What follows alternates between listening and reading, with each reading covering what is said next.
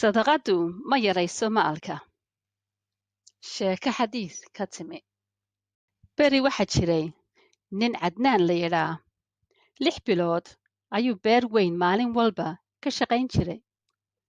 Beerta waxyaabo badan ayaa ka bixi jiray. Beerta waxaa lahaa nin taajir ah oo magaciisu Jacfar yahay. Cadnaan mar walba wuxuu ka fikiri jiray inuu dhul uu isagu leeyahay helo. Jacfar wuu jeclaystay sida uu Cadnaan uga shaqeeyay beerta. Mushaharkiisii ayuu siiyey. Wuxuu ku yidhi, dhul aad iska leedahay ayaan ku siinayaa. Sanadkii dambe beertii si fiican ayay u baxday. Way lacagaysteen labadoodiba.